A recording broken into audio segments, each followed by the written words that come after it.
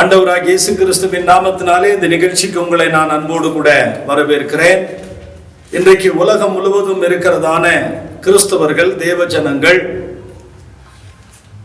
கிறிஸ்துவனுடைய உயிர்த்தெழுதலை நோக்கி பிரயாணப்பட்டு கொண்டிருக்கிறார்கள். இந்த காலங்களிலே அவர்களுக்கு நிறைய சம்பிரதாயங்கள் இருக்கும், சில பாரம்பரிய பழக்க வழக்கங்கள் இருக்கும். அதற்கு நடுவிலே நாம் இந்த காலங்களை, இயேசு கிறிஸ்துவினுடைய பாடு மரணத்தை அனுசரிக்கிற இந்த உலகத்திற்கு நடுவிலே இவைகளை நாம் ஆவிக்குரிய நோக்கத்திற்காக பயன்படுத்திக் கொள்ள கர்த்தர் நமக்கு உதவி செய்வாராக. நாம் இன்றைக்கு எபிரேயருக்கு எழுதின நிருபம் 2ஆம் அதிகாரம் 17ஆம் வசனத்திலே சில காரியங்களை நாம் தியானிக்க போகிறோம். வாசியுங்கள். எபிரேயர் 2ஆம் அதிகாரம் 17ஆம் வசனம். அன்றியும் அவர் ஜனத்தின் பாவங்களை நிவர்த்தி செய்வதற்கு ஏதுவாக தேவ காரியங்களை குறித்து இரக்கமும் உண்மையும் உள்ள பிரதான ஆசாரியராக இருக்கும்படி எவ்விதத்திலும் தம்முடைய சகோதரர்களுக்கு ஒப்பாக வேண்டியதாக இருந்தது. அன்றியும் அவர் ஜனத்தின் பாவங்களை நிவர்த்தி செய்வதற்காக. இன்றைக்கு செய்தியினுடைய தலைப்பு பாவ நிவர்த்தி. பாவ நிவர்த்தி என்றால் என்ன? பழைய ஏற்பாட்டில மனிதர்களுடைய பாவங்களை மன்னிக்கிறதற்கு புறா குஞ்சுகளை பயன்படுத்தினார்கள், ஆட்டுக்குட்டிகளை பயன்படுத்தினார்கள், காளைகளை பயன்படுத்தினார்கள். இவைகள் எல்லாம் மனிதனுடைய பாவங்களை மன்னித்ததா? மனிதனுடைய பாவங்களுக்கு நிவர்த்தி கிடைத்ததா என்று சொன்னால் இல்லை. எல்லாருடைய பாவங்களும் மூடப்பட்டிருந்தது. ஆனால் யோவான் 3:16 வாசிக்கும் போது ஒரே பலியாக ஒரு முறை தம்முடைய ஒரே பேரான குமாரனாகிய இயேசு கிறிஸ்துவை இந்த உலகத்தில் அவர் தந்தருளி நம்மிடத்திலே அன்பு கூர்ந்தார். அவர் சிலுவை மரத்திலே உங்களுக்காக எனக்காக பாவ பரிகார பலியாக மாறினதனுடைய விளைவு இன்றைக்கு நம்முடைய பாவங்கள் மன்னிக்கப்பட்டிருக்கிறது. ஆகவே பாவ நிவர்த்தி என்கிறதான தலைப்பிலே நாம் தியானிக்கும் போது பாவ நிவர்த்தி என்கிறதான சொல்லினுடைய அர்த்தம் நமக்கு என்ன உருவகங்களை காண்பிக்கிறது என்றால், தேவனோடு கூட ஒன்றாய் இருப்பது என்கிறதான அர்த்தம். நீங்க வாசிங்க எபிரேயர் 9:14 10:4 10:6 10:8 நாம தியானிக்கலாம். வாசிங்கள். 9ஆம் அதிகாரம் 14. நித்திய ஆவியினாலே தம்மை தாமே பழுதற்ற பலியாக தேவனுக்கு ஒப்பு கொடுத்த கிறிஸ்துவினுடைய இரத்தம் ஜீவனுள்ள தேவனுக்கு ஊழியம் செய்வதற்கு உங்கள் மனசாட்சியை செத்த கிரியைகளற சுத்திகரிப்பது ஆண்டவராகிய இயேசு கிறிஸ்து நித்திய ஆவியினாலே தம்மை தாமே பழுதற்ற பலியாக தேவனுக்கு ஒப்பு கொடுத்தார். நித்திய ஆவி, நிரந்தரமான ஆவி. இந்த ஆவியினாலே தம்மை தாமே பழுதற்ற பலியாக தேவனுக்கு ஒப்பு கொடுத்தார். நீங்க நோவாவினுடைய காலத்திற்கு வருவீர்கள் என்றால், நோவா முதலான 8 பேரை ஆண்டவர் இந்த உலகத்தில் உயிரோடு காப்பாற்றினார். அந்த நோவாவுக்கு இன்னொரு பெயர் இருக்கிறது, அவன் 2வது ஆதாம் என்று சொல்லி. மனுஷருடைய பாவங்கள், அக்கிரமங்கள் பூமியிலே பெருகினதுனால இந்த மனுக்குலத்தை அழிக்க வேண்டும் என்று தேவன் சித்தம் கொண்டார். ஆனால் அந்த தலைமுறையிலே நோவா பயபக்திக்குரியவனாக, நீதிமானாக, கர்த்தரோடு கூட நடக்கிறவனாக இருந்ததினாலே நோவா, அவனுடைய மனைவி, அவனுடைய மகன்கள், அவருடைய மருமக்கள் ஆகிய 8 பேரை அந்த பேழைக்குள்ளே வைத்து அவர்களை காப்பாற்றினார். மற்ற எல்லாம் அழிந்து போனது. தேவனுடைய கட்டளைக்கு கீழ்ப்படிந்து அந்த கொப்பேர் மரத்திலே தேவன் காண்பித்த அளவின்படி ஒரு பேழையை செய்து அதிலே ஆண்டவர் அனுமதித்த காட்டு மிருகங்கள், நாட்டு மிருகங்கள் எல்லாவற்றையும் பத்திரப்படுத்தி தேவனாகிய கர்த்தர் ஜலம் வற்றி போக செய்கிற வரைக்கும் அந்த பேழைக்குள்ளே தேவனால் அவர்கள் காக்கப்பட்டார்கள். அந்த பேழையிலிருந்து பூமி தண்ணீர் வற்றி போனது என்று சொல்லி அவர்கள் முதலாவதாக பூமியிலே தன்னுடைய கால்களை வைத்த போது எவ்வளவு பயபக்தியோடு கூட, எவ்வளவு பரிசுத்தத்தோடு கூட அந்த கால்களை இந்த பூமியிலே வைத்திருப்பார்கள். நீல் ஆம்ஸ்ட்ராங் சந்திர மண்டலத்திலே நிலவிலே இறங்கினதான முதல் மனிதர் என்று அவரை பற்றி நாம கேள்விப்படுகிறோம். இன்றளவும் உலகம் அவரை போற்றிக் கொண்டிருக்கிறது. ஆனால் அவருக்கு அந்த தருணம் இரண்டாவது வாய்ப்பாகத்தான் கொடுக்கப்பட்டது. அதற்கு முன்னே இருந்த ஒருவருக்கு அந்த வாய்ப்பை கொடுத்த போது அவர் அதை கவுண்ட் டவுனிலே தவற விட்டு விட்டதனாலே அந்த சந்தர்ப்பத்தை இரண்டாவது நபராகிய இந்த நீல் ஆம்ஸ்ட்ராங் அந்த சந்தர்ப்பத்தை பயன்படுத்தி கொண்டார். அவர் கடவுளை அவ்வளவாக நேசிக்காத ஒரு மனிதன், அவ்வளவும் பயபக்தி இல்லாத ஒரு மனிதன். ஆனாலும் கூட முதலாவதாக சந்திர மண்டலத்தில் கால்களை எடுத்து வைத்த போது அவர் தன்னை அறியாமலே சொன்னதான ஒரு வார்த்தை இப்படி இருந்ததாம்: ஓ தேவனே, நீர் இங்கேயும் இருக்கிறேன். அந்த முதலாவதாக நிலவிலே கால் பதித்த அந்த ஒரு பெரிய ஆச்சரியமான ஒரு தருணத்தை இன்றைக்கு உலகம் முழுவதும் நீல் ஆம்ஸ்ட்ராங்குக்கு பேராக, புகழாக அவரை நினைவில் வைத்துக் கொண்டிருக்கிறது. அதே மாதிரிதான் தேவன் ஜலத்தினால் அழிக்க பார்த்த இந்த பூமியிலே ஜலம் வற்றி போன பிறகு அந்த நோவாவும் அவருடைய குடும்பத்தாரும் முதலாவதாக தங்களுடைய கால்களை நிலத்தில் பதிக்கும் போது ஆண்டவருக்கு நன்றி உணர்வுள்ளவர்களாக காணப்பட்டார்கள். அப்படி என்ன செய்தான்? வாசியுங்கள்.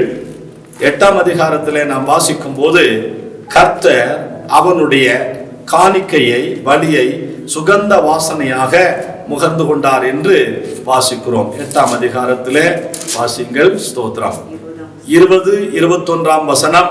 அப்பொழுது நோவா கர்த்தருக்கு ஒரு பலிபீடம் கட்டி சுத்தமான சகல மிருகங்களிலும் சுத்தமான சகல பறவைகளிலும் சிலவற்றை தெரிந்து கொண்டு அவைகளை பலிபீடத்தின் மேல் தகன பலிகளாக பலியிட்டான். சுகந்த வாசனையை கர்த்தர் முகர்ந்தார். நல்லா கவனிங்க. அவன் முதலாவதாக நன்றியுள்ள இருதயத்தோடு தன் மனைவி, தன்னுடைய மருமக்கள், தன்னுடைய மகன்களோடு கூட ஒரு புதிய பலிபீடத்தை கட்டுகிறார்கள். ஒரு நன்றி பலிபீடத்தை கட்டி, நல்லா கவனிக்கணும், சுத்தமான சகல மிருகங்களிலும், ஊனமானதோ நசல் கொண்டதோ அசுத்தமானதோ தேவன் அருவருக்கக்கூடிய விதத்திலே அல்ல, சுத்தமான மிருகங்களிலும் சுத்தமான சகல பறவைகளிலும் சிலவற்றை தெரிந்து கொண்டு அவைகளை பலிபீடத்தின் மேல் தகன பலிகள் இட்டான் என்று சொல்லப்பட்டிருக்கிறது. அந்த தகன பலிகளை கர்த்தர் சுகந்த வாசனையாக அவர் முகர்ந்தார் என்று சொல்லப்பட்டிருக்கிறது. இதே மாதிரிதான் கிறிஸ்துவும். எபேசியர் 5ஆம் அதிகாரம் 2ஆம் வசனத்தை வாசிக்க கேட்கலாமா? கிறிஸ்து நமக்காக தேவனுக்கு சுகந்த வாசனையான, பாருங்க, தம்மை தேவனுக்கு சுகந்த வாசனையான காணிக்கையாகவும் பலியாகவும் ஒப்பு கொடுத்து நம்மில் அன்பு கூர்ந்தது போல நீங்களும் அன்பிலே. நல்ல கவனிங்க. கிறிஸ்து நமக்காக, அவர் தேவனாக இருந்தும் தேவனுக்கு சமமானவராக எண்ணப்பட்டிருந்த போதிலும் இந்த மனுக்குலத்தினுடைய பாவத்தை நிவர்த்தி செய்வதற்காக ஒரே தரம் அவர் பலியிடப்பட்டார். நோவாவினுடைய பலியை சுகந்த வாசனையாக நம்முடைய பிதாவாகிய தேவன் ஏற்றுக்கொண்டிருப்பார். ஆனால் கிறிஸ்துவினுடைய ஒரே தரம் அவர் அடிக்கப்பட்ட, சிலுவையில ஒப்பு கொடுக்கப்பட்ட அந்த தருணத்தை தேவன் எப்படி ஏற்றுக்கொண்டிருப்பார்? கிறிஸ்துவே சொல்றாரு, கிறிஸ்து நமக்காக தம்மை தாமே தேவனுக்கு சுகந்த வாசனையான காணிக்கையாக, பலியாகவும் ஒப்பு கொடுத்தார். அப்போ ஆண்டவர் நமக்கு பாவ நிவர்த்தி செய்ய விரும்புகிறார். இந்த உலகத்தில் நிறைய மென்டல் ஹாஸ்பிட்டல்கள் இருக்கிறது, மனநோய் மருத்துவமனைகள் இருக்கிறது. அவர்களிலே பாதி பேர் ஏதோ ஒரு தருணத்திலே பாதிக்கப்பட்டிருக்கிறார்கள், ஏதோ ஒரு தருணத்திலே காயப்பட்டிருக்கிறார்கள். அந்த காயங்கள் ஆறாமலே இருக்கிறது. திருக்குறளிலே ஒரு வாசகம் இருக்கிறது, தீயினால் சுட்ட புண் உள்ளாரும் ஆறாதே, நாவினால் சுட்டவடு. சிலருக்கு காயங்களிலிருந்து மன்னிப்பு கிடைக்கல. பள்ளிக்கூடத்தில் நடந்த என்றைக்கோ ஒரு சம்பவத்தை மறக்க முடியவில்லை.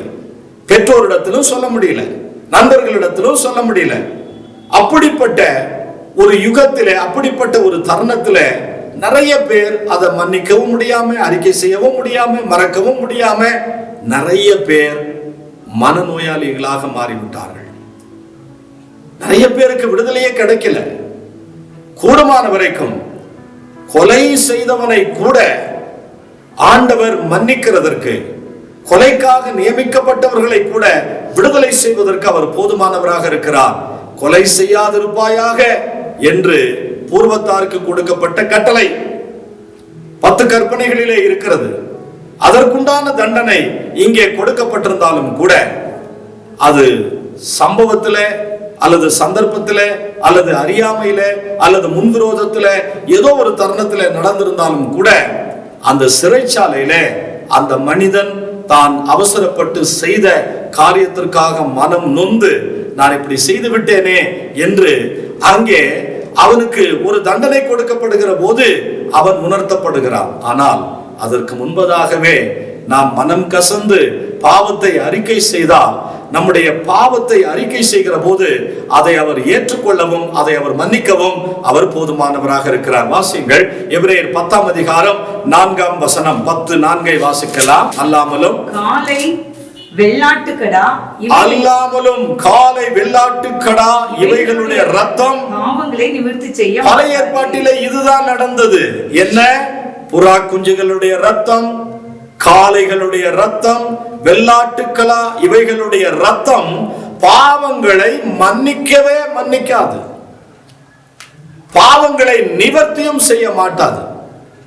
என கேட்கிற அருமையானவர்களே, இன்றைக்கு நாம் ஆண்டவருக்குள்ளே வந்ததுனால நம்முடைய பழைய சுபாவங்கள், பழைய பாரம்பரியங்கள், நம்முடைய முன்னோர்கள் எல்லாம் எப்படி நடந்து கொண்டார்கள்?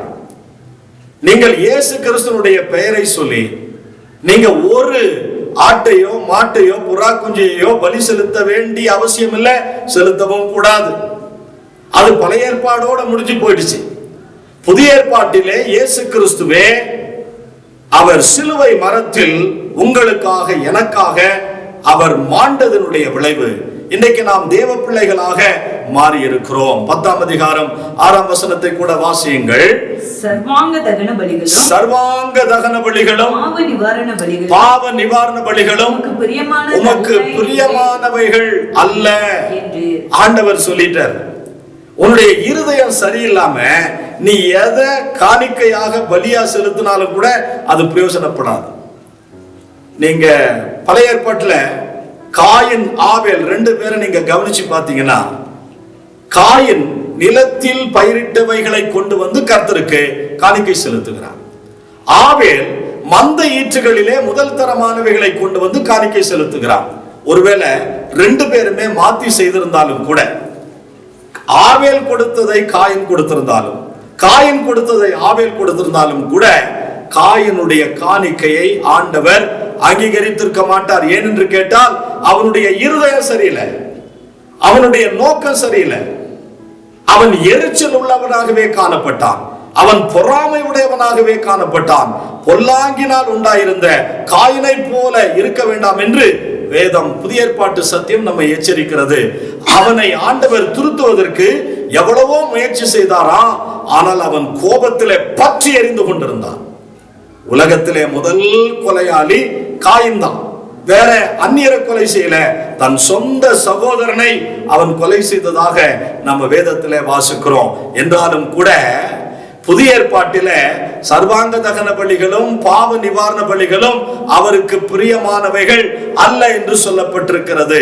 8ஆம் வசனத்தை கூட வாசிக்கலாம். 8ஆம் வசனம், நியாய பிரமாணத்தின்படி செலுத்தப்பட்டு வருகிற பலிகளை குறித்து மேற்சொல்லியபடி பலியையும் காணிக்கையையும் சர்வாங்க தகன பலிகளையும் பாவ நிவாரண பலிகளையும் நீர் விரும்பவில்லை, அவைகள் உமக்கு பிரியமானவைகள் அல்ல என்று சொன்ன பின்பு, தேவனே உம்முடைய சித்தத்தின்படி செய்ய இதோ வருகிறேன் என்று சொன்னார்.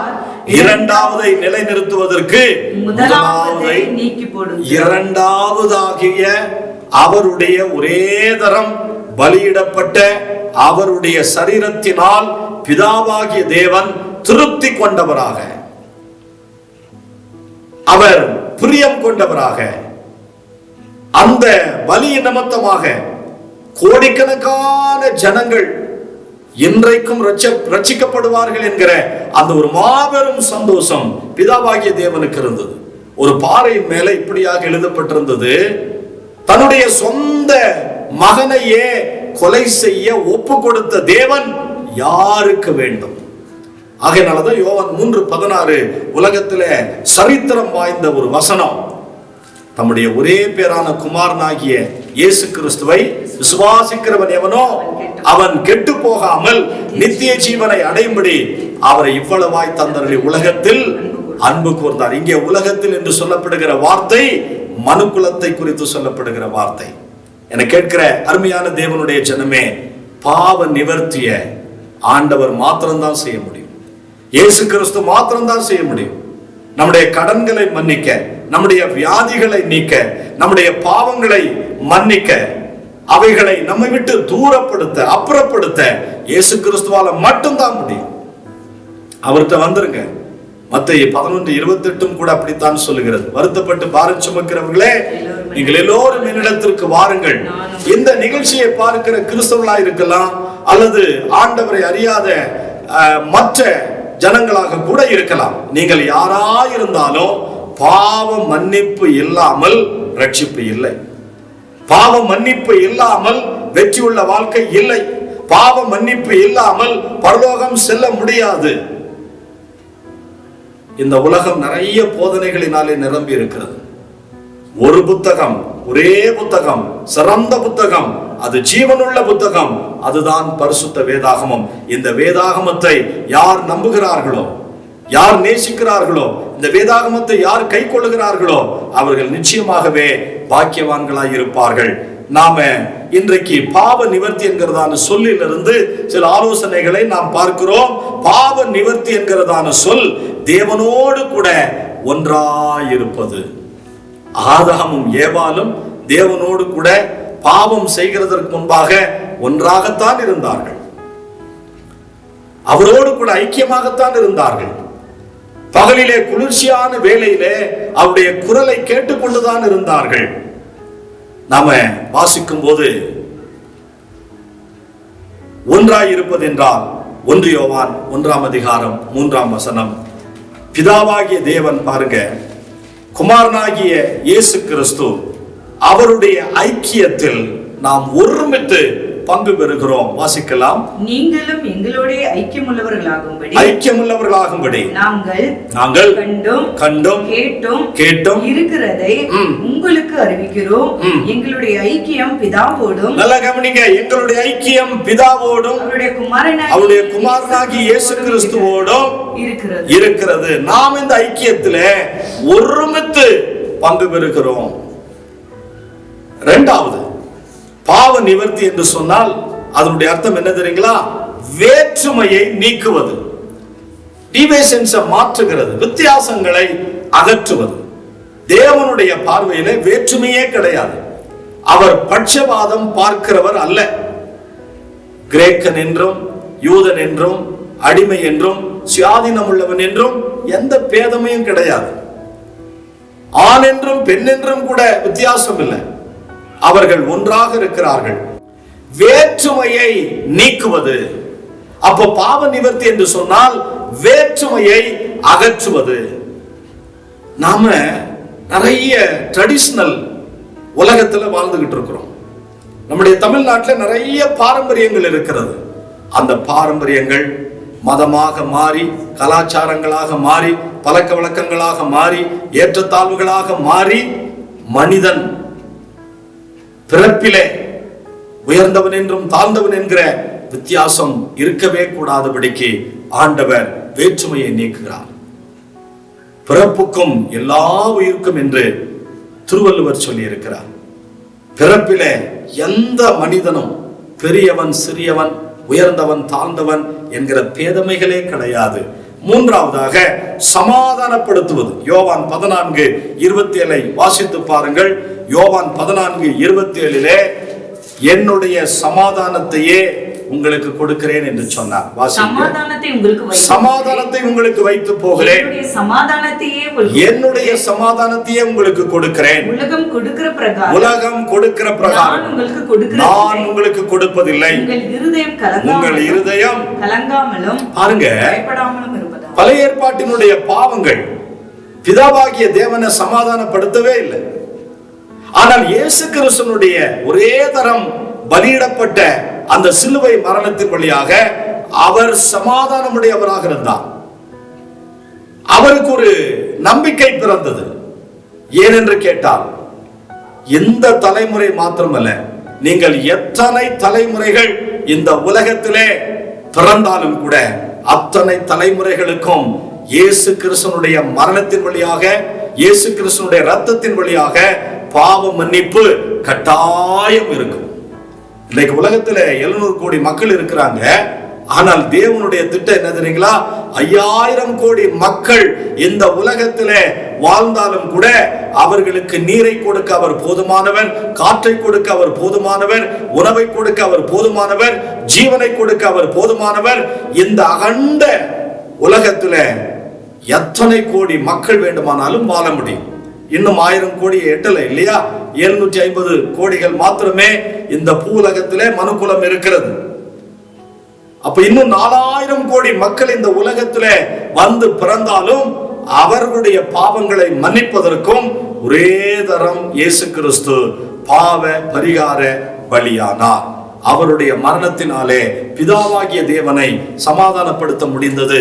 அதே சமாதானத்தை தேவன் உங்களுக்கு கொடுக்கும் போது உங்கள் இருதயம் கலங்க வேண்டிய அவசியம் இல்லை. நான்காவதாக, பாவ நிவர்த்தி என்று சொன்னால் தேவனோடு உள்ள ஐக்கியத்தை திரும்பவும் கொண்டு வருதல். ஏதேன் தோட்டத்தினுடைய உறவை ஆதாமும் ஏவாளும் இழந்து போனார்கள். அவர்கள் தேவனுடைய தோட்டத்தை விட்டு துரத்தப்பட்டார்கள். அங்கேயும் ஆண்டவர் அவர்களுக்கு ஒரு ஆட்டுக்குட்டியை அடித்து அதனுடைய இரத்தத்தை சிந்தி அதனுடைய தோல்களை எடுத்து ஆதாம் ஏவாளுடைய உடலுக்கு ஏற்ற மாதிரி உடைகளை தைத்து கச்சிதமாக அவர்கள் நிர்வாணிகளாக ஏதேன் தோட்டத்தை விட்டு வெளியே போகாதபடி அவருடைய நிர்வாணத்தை மூடினவர்களாக அவர்களை வெளியே துரத்தினார், வெளியே அனுப்பினார். அவர்கள் இழந்து போன அந்த தேவனோடு உள்ள ஐக்கியத்தை கிறிஸ்துவின் வழியாக மறுபடியும் நாம் பெற்றுக்கொள்ள முடியும். இன்றைக்கு குடும்பங்களிலே, சபைகளிலே, தேசத்தில, அரசியல் தலைவர்களுக்கு மத்தியில எந்த பொதுவான நபரிடத்திலும் கூட ஒற்றுமை என்பது, ஐக்கியம் என்பது இல்லாமலே போய்விட்டது. நான்காவதாக, பாவ நிவர்த்தி என்று சொன்னால் இழந்த எல்லாவற்றையும் திரும்ப கொடுப்பது. நீங்க ஆண்டவருடைய அன்பின் நிமித்தமா சொத்தை இழந்திருக்கிறீங்களா?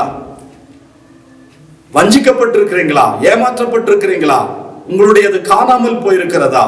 நீங்கள் ஆண்டவருடைய நாமத்து நிமித்தம் எவ்வளவேனும் துன்பத்தை அனுபவித்துக் கொண்டிருக்கிறீர்களா? இழந்த எல்லாவற்றையும் ஆண்டவர் திரும்ப கொடுப்பார். அந்த நற்சீரை மறுபடியும் ஆண்டவர் உங்களுக்கு கொடுப்பார். நல்ல சுகத்தை கொடுப்பார், நல்ல பலத்தை கொடுப்பார், நல்ல ஆரோக்கியத்தை கொடுப்பார், நல்ல ஆயுசு நாட்களை கொடுப்பார், இழந்த நிலங்களை கொடுப்பார், வீடுகளை கொடுப்பார், சமாதானத்தை கொடுப்பார், மகிழ்ச்சியை கொடுப்பார். ஆண்டவரிடத்திலே பெறாத விஷயம் ஒண்ணுமே கிடையாது. நீங்க பரிசுத்த வேதாகம் முழுவதையும் வாசிச்சு பார்த்தீங்கன்னா ஆண்டவர்கிட்ட வந்துட்டு ஒரே ஒரு நபர் தான் திரும்ப போனான், ஒன்றையும் பெறாமல். நித்திய ஜீவனையும் பெற முடியல.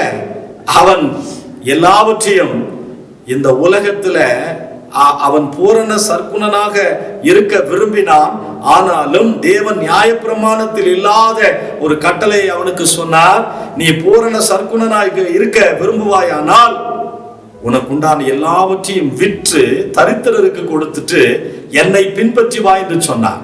அவன் ஒரு இளைஞன், அவன் ஒரு தொழிலதிபர், அவன் ஒரு வேதபாரகன், அவன் 10 6 7 கற்பனைகளை கை கொண்டவன்.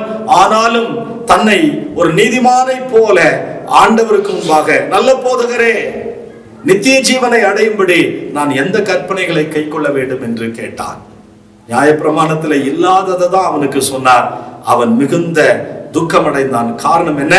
அவன் ஐஸ்வர்யவானாக இருந்ததுனாலே, ஒரு இளைஞனாக இருந்ததுனாலே, வேதத்தை நன்றாக கற்று தேர்ந்த ஒரு பாத்திரமாக இருந்ததுனாலே அது அவனுக்கு பெருசா தெரியல. ஆனால் உலகம், செல்வம், ஐஸ்வர்யம் நெடுநாளாக நிலைத்திருக்கவே நிலைத்திருக்கார். என கேட்கிற அருமையானவர்களே, ஆண்டவர் நிமித்தம் நீங்கள் எதை இழந்தாலும் அதை அவர் உங்களுக்கு திரும்ப கொடுப்பார். ஆறாவதாக, மனித குலம் இழந்தவைகளில் எது தெரியுங்களா? ஆரோக்கியம். இந்த மனித சமுதாயம் இழந்த மிகப்பெரிய சொத்து ஆரோக்கியம். மனிதன் தன்னுடைய ஆரோக்கியத்திற்காக எதை வேண்டுமானாலும் செய்வான், எதை வேண்டுமானாலும் விற்பான். அந்த வகையில 12 வருடமாக உதிரப்போக்கினால் பாதிக்கப்பட்ட ஒரு பெண்மணி, அவளும் ஒரு சீமாட்டி தான். அவள் ஆண்டவரை அறியாதவளாக இருந்திருக்க கூடும், நல்ல வசதி வாய்ப்புகள். ஆனால் அவளுக்கு பிரச்சனை என்ன தெரியுங்களா? 12 வருடமாக உதிரப்போக்கு. இது இன்றைக்கு நேற்றைக்கு மாத்திரமல்ல, இயேசு கிறிஸ்துவினுடைய காலத்திலேயே அந்த 12 வருட உதிரப்போக்கு இருந்து கொண்டிருந்திருக்கிறது. அந்த பெண்மணி ஒரு பெண்ணாக இருந்ததுனாலே அவளுக்கு இருந்த எல்லாவற்றையும் இழக்கிறாள். எல்லா விதமான விருந்தோம்பல்களை புறக்கணிக்கிறாள். நல்ல நல்ல மனிதர்களுடைய ஐக்கியத்தை அவள் இழக்கிறாள். அவளுடைய ஆஸ்தி முழுவதும் மருத்துவருக்கு செலவழித்து கொஞ்சம் கூட சுகம் பெறலன்னு சொல்லி இயேசு வருகிறார் என்று கேள்விப்பட்டு தன்னை கடைசி நிமிஷத்துல தான் இயேசு கிறிஸ்து கிட்ட வர. இன்னைக்கு எல்லா பிரச்சனைகளுக்கு அப்புறம் தான் இயேசு கிறிஸ்து கிட்ட ஜனங்கள் வருகிறதை நாம் பார்க்கலாம். அப்படி இருந்தும் கடைசியாக இயேசு கிறிஸ்துவை ஒரு முயற்சி செய்து பார்ப்போம் அப்படின்னு சொல்லி அவள் வந்தபோது அவளுடைய வஸ்திரத்தின் ஓரத்துங்களை தொட்ட மாத்திரத்துல அவரிடத்திலிருந்து வல்லமை புறப்பட்டு போய் நொடி பொழுதுல நிரந்தரமான ஒரு ஆரோக்கியம் அவளுக்கு கிடைத்தது. மனுக்குளம் எதை இழந்தது தெரியுங்களா? 2 விஷயங்கள் இழந்திருக்கிறது. ஒன்று ஆரோக்கியத்தை இழந்திருக்கிறது, மற்றொன்று ஜீவனையும் பலனையும் இழந்திருக்கிறது. 7வதாக ஜீவனையும் பலனையும் இழந்திருக்கிறது. ஆகவே பாவ நிவர்த்தியின் மூலமாக நீங்கள் ஆரோக்கியத்தை பெற்றுக் கொள்ளலாம். அதே போல ஜீவனையும் பலனையும் நீங்கள் பெற்றுக்கொள்ள முடியும். இவைகளை பெற்றுக்கொள்ள வேண்டும் என்று தேவன் வாஞ்சிக்கிறார். பவுல் சொல்லுகிறார், என்னை பலப்படுத்துகிற கிறிஸ்துவினாலே எல்லாவற்றையும் செய்ய எனக்கு பலன் உண்டு. சங்கீதம் 23:6 சொல்லுகிறது, என் ஜீவனுள்ள நாளெல்லாம் நன்மையும் கிருபையும் என்னை தொடரும். நீங்கள் ஒரு வெற்றியுள்ள வாழ்க்கை வாழ வேண்டுமா? நீங்கள் ஒரு சிறந்த ஆவிக்குரிய வாழ்க்கை வாழ வேண்டுமா? நீங்கள் ஜீவனும் பலனும் ஆரோக்கியம் நிறைந்த வாழ்க்கை வாழ வேண்டுமா?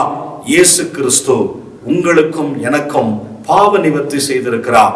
அவருடைய பலியின் மேல, அவருடைய மரணத்தின் மேல, அவருடைய இரத்தத்தின் மேல, அவருடைய நாமத்தின் மேல, அவருடைய வசனத்தின் மேல நீங்களும் நானும் நம்பிக்கை வைத்து விசுவாசமாக இருப்போம் என்று சொன்னால் இந்த பாவ நிவர்த்தியின் மூலமாக ஆண்டவர் நமக்கு கொடுக்கிற இந்த 7 ஆசீர்வாதங்களும் உங்களை நிச்சயம் வந்து சேரும். கண்களை மூடி ஜெபிக்கலாம். நல்ல பிதாவே, பாவ நிவர்த்தியினாலே இந்த மனுக்குலத்தினுடைய ஒட்டுமொத்த பாவத்தை மன்னிக்கிறதற்காக பரலோகம் துறந்து பூலோகம் இறங்கி வந்தீர் ஆண்டவரே. அதிலே எங்களுடைய பாவங்களை மன்னிப்பதாக நீர் வாக்கு பண்ணியிருக்கிறீர். நாங்கள் அந்த பாவ நிவர்த்தி என்கிறதான சொல்லிலிருந்து இந்த 7 ஆசீர்வாதங்களை பெற்றுக்கொள்ள எங்களுக்கு நீர் உதவி செய்யும். ஆசீர்வதி, கரம் பிடித்து வழி நடத்தும். இயேசு கிறிஸ்துவின் நல்ல நாமத்தில் வேண்டி செபிக்கிறேன் ஜீவனுள்ள நல்ல பிதாவே, ஆமென். God bless you. கர்த்தர் உங்களை ஆசீர்வதிப்பார். இந்த நிகழ்ச்சியை தொடர்ந்து பாருங்கள். தினந்தோறும் வரக்கூடிய இந்த நிகழ்ச்சியை தவறாமல் பாருங்கள். உங்களுடைய ஜெப குறிப்புகளை தெரியப்படுத்துங்கள். இந்த ஊழியத்திற்காக ஜெபியுங்கள். உங்களால் முடிந்த காணிக்கைகளை இந்த ஊழியத்திற்கு அனுப்பித்தாருங்கள். வருடம் முழுவதும் இந்த தொலைக்காட்சிகளிலே பேசப்படுகிறதான செய்திகள் உங்களுக்கு மிகுந்த ஆசீர்வாதத்தை கொண்டு வரும். மிகுந்த பொருட்செலவிலே இந்த நிகழ்ச்சிகளை நாங்கள் தயாரிக்கிறபடினால் உங்களுடைய ஜெபமும் உங்களுடைய ஆலோசனையும் உங்களுடைய பொருளாதார காணிக்கைகள் ஜிபே, போன்பே, அக்கௌண்ட் டிரான்ஸ்ஃபர் மூலமாக இந்த ஊழியத்தை நீங்கள் தாங்கலாம்.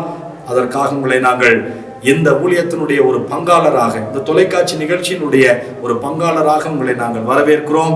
God bless you. கர்த்தர் உங்களை ஆசீர்வதிப்பாராக. ஆமென். இந்த நிகழ்ச்சியின் மூலம் நீங்கள் பெற்றுக்கொண்ட ஆசீர்வாதங்கள் மேலும் பலருக்கு கிடைக்க உங்கள் ஊக்கமான ஜெபங்களினாலும் காணிக்கைகளினாலும் நன்கொடைகளினாலும் தாங்குங்கள். உங்கள் காணிக்கைகளை போன்பே, ஜிபே மூலம் செலுத்த வசதிகள் உண்டு. Phone number 9430171645. எங்களுடைய அக்கவுண்ட் விவரங்கள்: வங்கி கணக்கு எண் pastor Suri Stephen, Canara bank, account number 623821012137, IFSC code CNRP 0016238, Ooty Mary Hill branch. தொடர்புக்கு 9443017645.